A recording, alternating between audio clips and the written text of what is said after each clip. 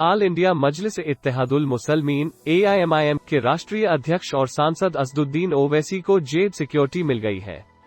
दरअसल कल यानी 3 फरवरी को विधानसभा चुनाव के पहले चरण के मतदान से ठीक 7 दिनों पहले उन पर हमला हुआ था। 5 गोलियां चली। हमलावर गौतम बुद्ध नगर के सचिन और सहारनपुर के शुभम को पकड़ भी लिया जाता है, लेकिन ये घटना सिर्फ यहीं तक सीमित नहीं है। संवेदनशील माने जाने वाले पश्चिम अब के पिलखुआ के NH9 स्थित छिजारसी टोल प्लाजा पर हुए इस हमले को चुनाव के दौरान मजहबी रंग देने की कोशिश से जोड़कर देखा जा रहा है। हमलावर के निशाने पर सिर्फ ओवैसी नहीं थे, बल्कि अब चुनाव था। हाईकोर्ट के आदेश के बाद हर टोल नाका पर VIP के लिए अलग से लेन बनाई गई है। आमतौर पर टोल नाके की सबसे लेफ्ट लेन VIP होती है, लेकिन यहाँ रोड थोड़ी घुमावदार है, इसलिए लेन 9 VIP थी। घटना के वक्त ओवैसी की गाड़ी इस लेन 9 पर नहीं थी। CCTV फुटेज के मुताबिक ओवैसी की गाड़ी लेन -14 से निकली। तब पास की लेन पर मौजूद लाल शर्ट पहने सचिन ने 2 गोलियां चलाईं। ड्राइवर सूझबूझ दिखाता है और सचिन को गाड़ी से टक्कर मार देता है। सचिन के गिरते ही सफेद शर्ट पहने दूसरा शख्स लेन -15 से काफिले की दूसरी गाड़ी पर गोली चलाता है।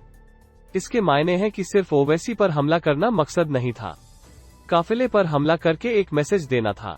गुरुवार को असदुद्दीन ओवैसी मेरठ के किठौर विधानसभा क्षेत्र में चुनावी प्रचार करने के बाद दिल्ली के लिए लौट रहे थे। जब ये वारदात हुई, कार के विंडो ग्लास नहीं, गेट पर ही लगी गोलियां दिल्ली पहुंचने के बाद ओवैसी ने बयान दिया। उसके अनुसार ड्राइवर यामीन गाड़ी चला रहा था। वो खुद पिछली सीट पर किसी के साथ बैठे हुए थे। हमलावर की चलाई गोलियां कार के गेट पर निचले हिस्से पर लगी हैं। ये गोलियां विंडो ग्लास पर नहीं लगी। अगर दूसरे हमलावर की बात करें तो 2 गोलियां उसने भी चलाईं, लेकिन वो फॉर्च्यूनर पर लगी या नहीं, इसका खुलासा पुलिस नहीं कर रही है। पिस्टल के हत्थे पर कलावा बंधा मिला। ये भी संकेत है इस वारदात में हमलावर ने सबूत भी छोड़ा। अवैध पिस्टल पर कलावा रक्षा सूत्र बंधा हुआ था। शस्त्र पर कलावा बांधकर दशहरे पर पूजा करने की परंपरा है, लेकिन वह शस्त्र लाइसेंसी हथियार होता है। अब के गैरकानूनी कारखानों में बनने वाले अवैध हथियारों की न कोई पूजा करता है और न ही उस पर कोई कलावा बांधता है। इस पिस्टल के हत्थे पर कलावा बंधा मिला है। भाग सकता था सचिन, लेकिन पुलिस के हत्थे चढ़ गया। हमले के जो वीडियो सामने आए हैं वे हैरत में डालने वाले हैं। सचिन गोली चलाने की शुरुआत करता है, तब सफेद रंग की गाड़ी दूसरी लाइन को क्रॉस करते हुए उसके सामने आ जाती है, यह जानते हुए कि सचिन के हाथ में पिस्टल है और वो सामने से सीधे सीने पर फायर कर सकता है। सचिन इस मौके का फायदा नहीं उठाता है। वो न फायर करने की कोशिश करता है, न ही भागने का प्रयास करता है।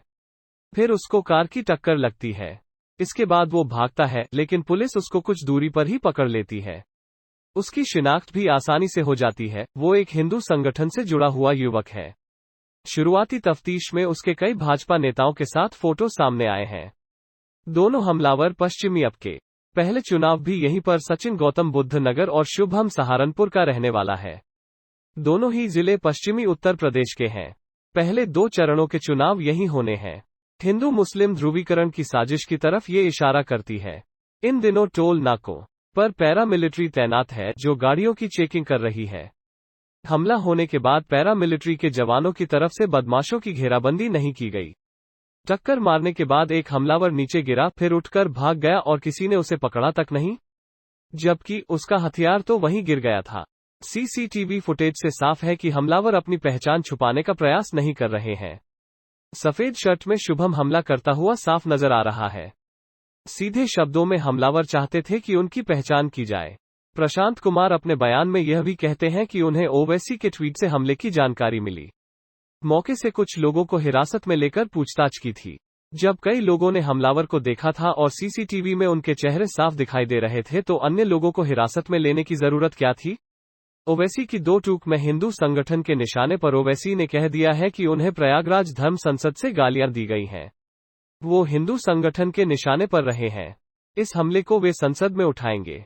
इधर 3 दिनों से जिस तरीके से अखिलेश जयंत के विजय रथ के साथ चल रहे हरे रंग की टोपियों का हुजूम कहता है कि यह रंग मुस्लिम भी है और हरित क्रांतिकारी किसानों का भी, यानी दोनों एकजुट हैं, बंटे हुए नहीं हैं।